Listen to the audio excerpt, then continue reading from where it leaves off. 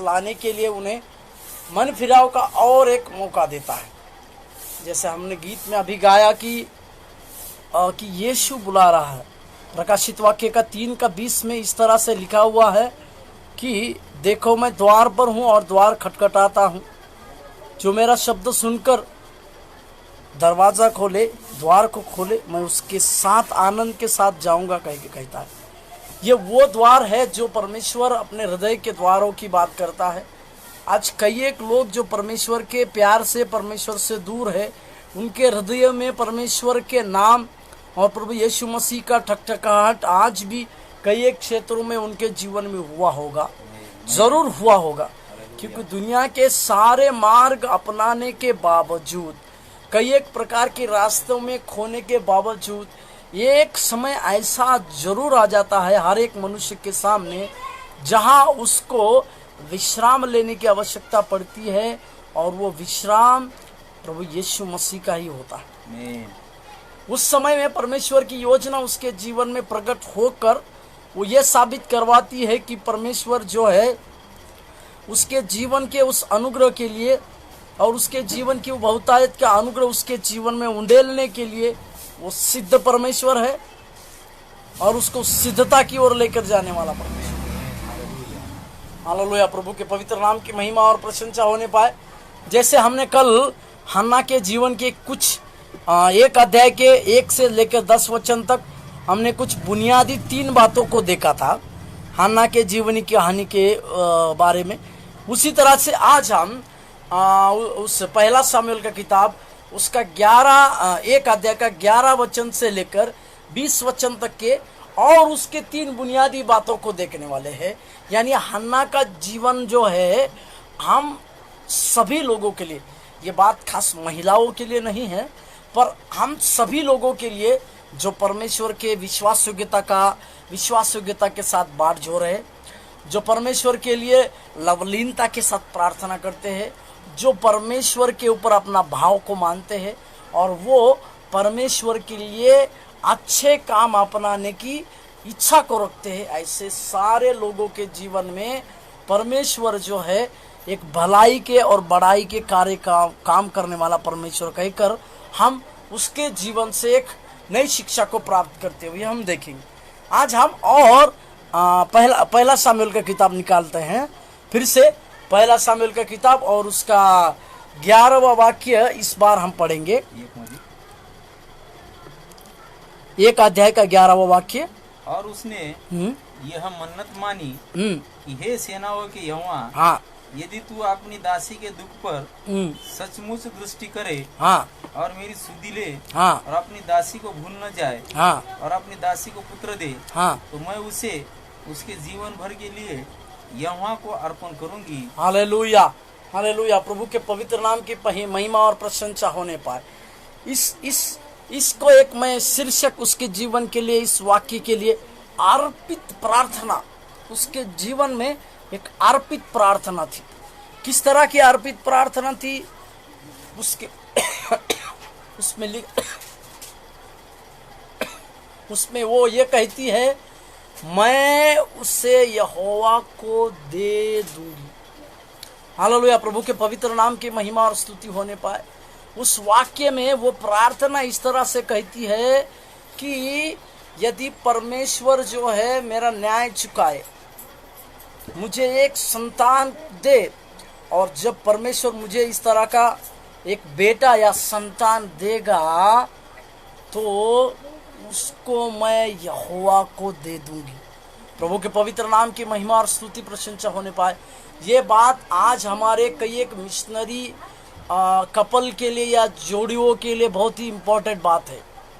आज मैं उन कई एक माताओं को ये बात कहना चाहता हूँ कि जो माता बने हैं उनके जीवन में ये बात आना चाहिए कि जब उनको परमेश्वर एक संतान देकर आशीषित कर रहा है तो वे भी इस तरह की प्रार्थना करें कि मैं भी इसको परमेश्वर के लिए दे दूंगी। इसका मतलब परमेश्वर का सेवकाई के लिए अर्पण करूंगी या परमेश्वर के मिशनरी कार्यों के लिए मैं इसको सौंप दूंगी। इसका अर्थ है सौंपने वाली, परमेश्वर को सौंपने वाली प्रार्थना वो कर रही है।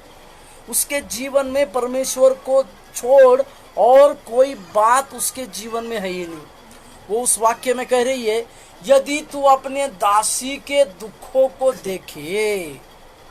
इसका मतलब उसके जीवन में सबसे बड़े दुख क्या था? बांझपन। उसी वाक्य को फिर से पढ़ते, 11वां वचन। और उसने यह मन्नत मानी, सबसे पहले वो मन्नत मांग रही है, हे सेनाओं के यहोवा, सेनाओं के यहोवा, यदि तू अपनी दासी के दुख पर सचमुच दृष्टि करे, सचमुच अपने दासी के दुख पर दृष्टि करे। इसका मतलब उसके मन में ये भी बात अवश्य थी कि उसके दुखों को देखने वाला कोई मनुष्य नहीं है, कोई व्यक्ति नहीं है, कोई नजदीक का व्यक्ति नहीं, केवल उसके दुखों को देखने वाला केवल परमेश्वर यहोवा। हालेलुया। आगे, यदि तू अपनी दासी के दुख पर सचमुच दृष्टि करे, हाँ, और मेरी सुधि ले, हाँ, और अपनी दासी को भूल न जाए, और अपनी दासी को पुत्र दे, तो मैं उसे उसके जीवन भर के लिए यहोवा को अर्पण करूंगी। जीवन भर के लिए। इसका मतलब क्या है कि जैसे ही वो पुत्र उत्पन्न होगा, उसके भेंट चढ़ाने के दिन में शायद 1 या 2 साल के बाद उसको वो परमेश्वर के लिए दे देगी। इस तरह की अर्पित भरी प्रार्थनाएं करने वाली एक माता के जीवन में आप और हम एक उत्तेजना मिलती है और एक इनकरेजमेंट मिलता है कि इस तरह की कमिटमेंट भरी प्रार्थना जो है एक माँ कर रही है। और इसी तरह से इस तरह की जो अर्पित की वाली प्रार्थनाओं के बारे में मैं आज आपको कहूँगा, जिन्होंने अर्पित होकर एक प्रार्थना किया। पहला इतिहास का किताब, उसका 4 अध्याय का 9वां वाक्य पढ़िए। ये जाबेस जो है एक प्रार्थना कर रहा है, और याबेस अपने भाइयों से हाँ अधिक प्रतिष्ठित हुआ, हाँ, और उसकी माता ने यह कहकर उसका नाम याबेस रखा, हाँ, कि मैंने इसे पीड़ित होकर उत्पन्न किया। मैंने उसे पीड़ित होकर जन्म दिया। इस तरह का बायोडाटा जाबेस के जीवन में 10वां वाक्य। और याबेस ने इजराइल के परमेश्वर को यह कहकर पुकारा, इजराइल के परमेश्वर को यह कह रहा है कि भला होता कि तू मुझे सचमुच आशीष देता, सचमुच में तू मुझे आशीष देता, और मेरा देश बड़ा था, मेरा देश को बढ़ाता, और तेरा हाथ मेरे साथ रहता, परमेश्वर आपका हाथ मेरे सर पर रहता, और तू मुझे बुराई से ऐसा बचा रखता, हाँ, कि मैं उससे पीड़ित न होता, हाँ, और जो कुछ उसने मांगा, हालेलुया, प्रभु के पवित्र नाम की स्तुति प्रशंसा होने पर, जो कुछ उसने मांगा परमेश्वर ने उसे दे दिया। हालेलुया। इस तरह की अर्पित प्रार्थनाएं जब हम परमेश्वर के सम्मुख में करते हैं, अर्थ भरी प्रार्थनाएं जो परमेश्वर के सम्मुख में हमारे द्वारा होती है, अवश्य प्रभु उसकी बातों को सुनता है। आमीन, हालेलुया। प्रभु के पवित्र नाम की स्तुति प्रशंसा होने पाए।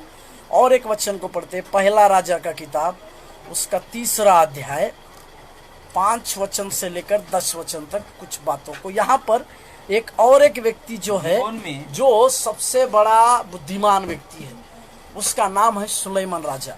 अभी ये सुलेमान राजा अपने जीवन को, उसको राजा बनने के बावजूद भी वो अपने आप को ये जानता है कि ये राजा बनना मेरे से नहीं हुआ है, तो मेरा बाप जो दाऊद जो था, परमेश्वर ने उसके घराने को नजर रखा, उसके ऊपर नजर रखा, और उसके नजर रखने के द्वारा मुझे ये राज्य गति मिला है। अभी वो किस तरह से प्रार्थना करता है, देखिए 5वां वचन। गिबोन में यहोवा ने रात को स्वप्न के द्वारा सुलेमान को दर्शन देकर कहा, जो कुछ तू चाहे कि मैं तुझे दूं वह मांग। अभी हम ये जान रहे कि परमेश्वर स्वयं उसको दर्शन दे रहा है और कह रहा है कि जो कुछ भी तू चाहे उसको मांग ले। देखिए सुलेमान ने क्या मांगा, आगे। सुलेमान ने कहा, तू अपने दास मेरे पिता दाऊद पर बड़ी करुणा करता रहा, क्योंकि वह अपने को तेरे सम्मुख जानकर तेरे साथ सच्चाई और धर्म और मन की सीधाई से हाँ चलता रहा, हाँ और तूने यहाँ तक उस पर करुणा की थी हाँ कि उसे उसकी गद्दी पर विराजने वाला एक पुत्र दिया है, हाँ जैसा कि आज वर्तमान है। हम्म, और अब हे मेरे परमेश्वर यहोवा, हम्म, तूने अपने दास को हाँ। मेरे पिता दाऊद के स्थान पर राजा किया, हाँ परंतु मैं छोटा लड़का सा हूँ जो भीतर मैं बाहर एक छोटा सा लड़का सा हूँ। जो भीतर बाहर हाँ आना जाना नहीं। हाँ, प्रभु के पवित्र नाम की महिमा होने पाए।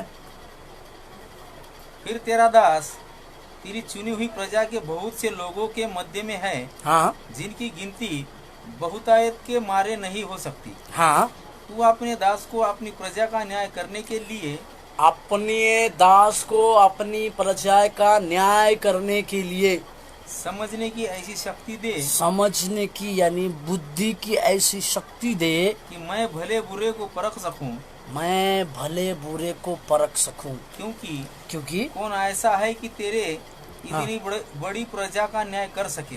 10वें वाक्य में परमेश्वर की वचन को देखिए। 10वें वाक्य में इस बात से प्रभु प्रसन्न हुआ आमीन, हालेलुया। कि सुलेमान ने ऐसा वरदान मांगा है।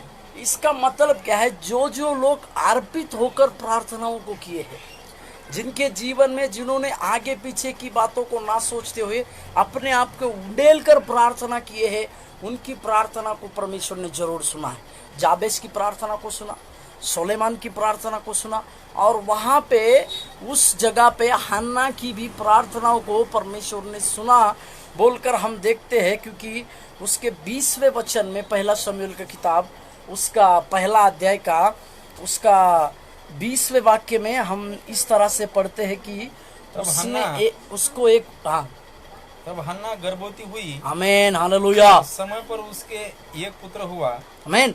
उसकी प्रार्थना सुनी गई, गर्भवती हुई, इसका मतलब उसकी प्रार्थना परमेश्वर ने सुनी। इसी को कहते हैं अर्पित प्रार्थनाएं।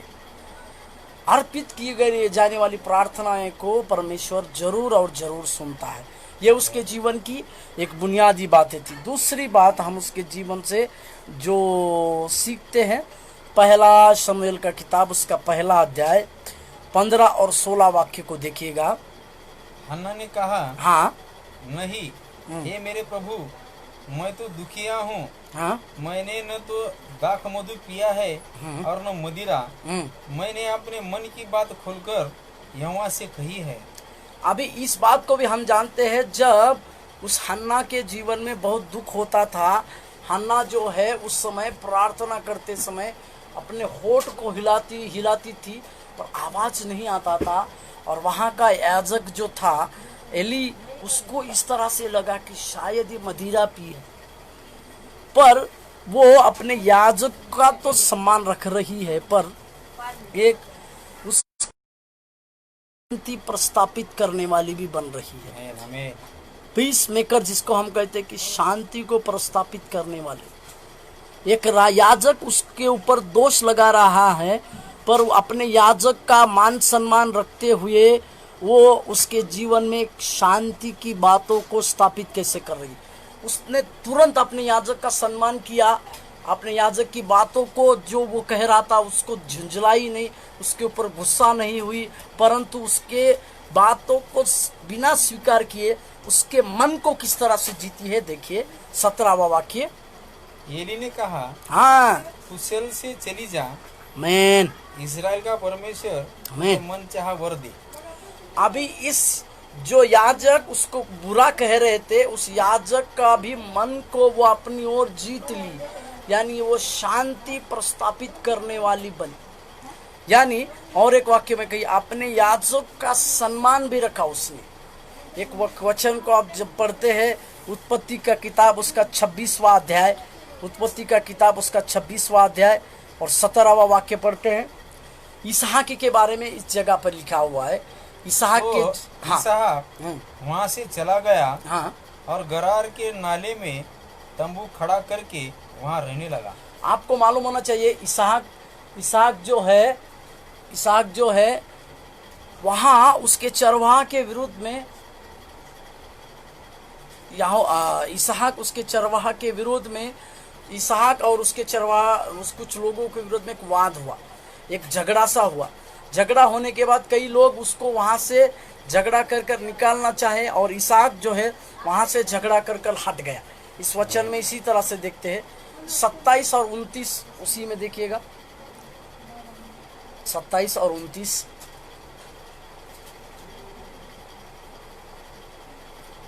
इसहाक ने उनसे कहा, इसहाक ने उनसे कहा, तुमने मुझसे बैर करके, वाक्य को देखिएगा, जो लोगों ने उससे बैर किया था अभी वही लोग उसके पास आ रहे हैं, तो वो उसको पूछ रहा है, अपने बीच से निकाल दिया था। हाँ सो अब मेरे पास क्यों आए हो? हाँ उन्होंने कहा, हमने तो प्रत्यक्ष देखा है कि यहोवा तेरे साथ रहता है। आमीन, हालेलुया, तो हमने सोचा आमीन, कि तू तो यहोवा की ओर से धन्य है। आमीन, सो हमारे तेरे बीच में शपथ खाई है आमीन, और हम तुझसे इस विषय की वाचा बांधते। हालेलुया। शत्रु के मन को भी जीतने वाला इसहाक था। शत्रु के मन को भी बदल कर उसके जीवन में शांति की बातों को लाने वाला ये इसहाक। इसी के लिए इसको कहते हैं पीस मेकर, यानी शांति प्रस्तावित करने वाला। इसी प्रकार की शांति को हन्ना के जीवन में हम देखते हैं, जिसने अपने याजक के जीवन में एक शांति की बातें प्रस्तावित की। जो याजक कुछ देर पहले उसको विरोध की बातें कर रहे थे, वही याजक उसको ये आशीष दे दिए कि जा, तुझे यहोवा मन चाहा वरदान दे। हालेलुया। ये आज के ज़माने में हमारे लिए और आपके लिए बहुत बड़ी शिक्षा है। जब कभी हमारे ऊपर दोष लगाया जाए, जब कभी भी हमें बुरा बोला जाए, जब कभी भी हमारी निंदा की जाए, जब कभी भी हमारे जीवन में कुछ संघर्ष हो, तो हमें गुस्से का बदले गुस्सा ना करते हुए शांति की बातें या शांत रह के उसके मन को किस तरह से जीतना है, ये बातें जब हमारे जीवन में होती है तो हम अवश्य शत्रु को भी अपने लिए जीतने वाले बनेंगे। हालेलुया। और तीसरी और सबसे आखिरी बात मैं इस अध्याय की अन्ना के जीवन में मैं कहूँगा, प्रभु से उसने पाया। हालेलुया। या मैं कहूँ प्रभु के अनुग्रह को वो समझ गई। हालेलुया। वचन को पढ़ते हैं हम, पहला सामुएल का किताब 1 अध्याय का 20वां वाक्य। तब हन्ना गर्भवती हुई आमीन। और समय पर उसके एक पुत्र हुआ और उसका नाम शमूएल रखा, क्योंकि वह कहने लगी, मैंने यहोवा से मांगकर इसे पाया है। वो चाहती तो सारे लोगों को जिसने जिसने उसको बांझ कहा, जिन जिन लोगों ने उसके बांझ बोलकर ठट्टा उड़ाया, जिन जिन लोगों ने उसके नाम की निंदा की, जिन जिन लोगों ने उसके बातों को मजाक में उड़ाया, उन लोगों को जाकर वो ये कह सकती थी कि मुझे एक पुत्र मिला हुआ है। देखो, पर उसने कहा मैंने यहोवा से मांग कर पाया। हालेलुया। प्रभु के पवित्र नाम की महिमा और स्तुति होने पाए। जब कभी भी यहोवा से हम मांग कर पाते हैं, वो आशीष जो है अनंत काल तक रहता है। हालेलुया। और इस हन्ना ने किसको पाया? उसका नाम शमूएल रखा। इसका अर्थ मैंने यहोवा से पाया। इसका अर्थ ये होता है कि इज़राइलियों में राजा उत्पन्न होते थे, परंतु राजा के बदले परमेश्वर ने पूरे इज़राइल का न्याय करने के लिए पहला ये शमूएल को दिया। इज़राइल का सबसे पहला भविष्यवक्ता दिया। हालेलुया। प्रभु के पवित्र नाम की महिमा होने पाए। जब हम परमेश्वर को मांगते हैं और परमेश्वर से मांग कर पाते हैं, तो परमेश्वर आपकी ज़रूरतें, जरूर आप मांगते समय छोटी ज़रूरत होती है, पर जब परमेश्वर से मांग कर पाते हैं तो वो ज़रूरत ना केवल आपकी होती है, पूरे विश्व भर की होती है, पूरे उस देश की होती है।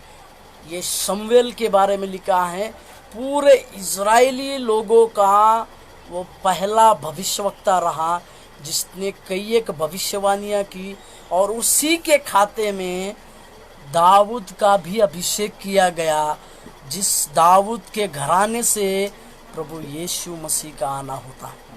हालेलुया। प्रभु के पवित्र नाम की महिमा और स्तुति होने पर परमेश्वर से जब कभी भी हम मांगते हैं और परमेश्वर के उस अनुग्रह को समझते हैं, तो हमारे जीवन में परमेश्वर की बहुतायत से आशीष है, परमेश्वर की ओर से हमारे लिए दीर्घ काल रहने वाली आशीषें मिलती है।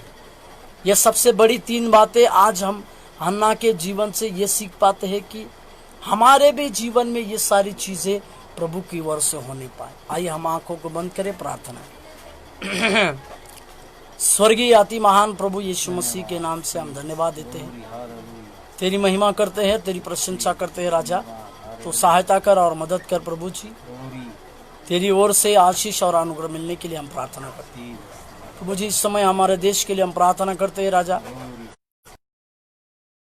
वो के जीवन में होने पाए तेरी आशीष और तेरी अनुग्रह की बातें हम सबों के जीवन में लगातार मिलने के लिए हम प्रार्थना करते हैं। इस वातावरण को बदलिए प्रभु जी, इस वातावरण को प्रभु यीशु मसीह के नाम से दूर होने के लिए हम प्रार्थना करते हैं। तेरी आशीष और तेरी अनुग्रह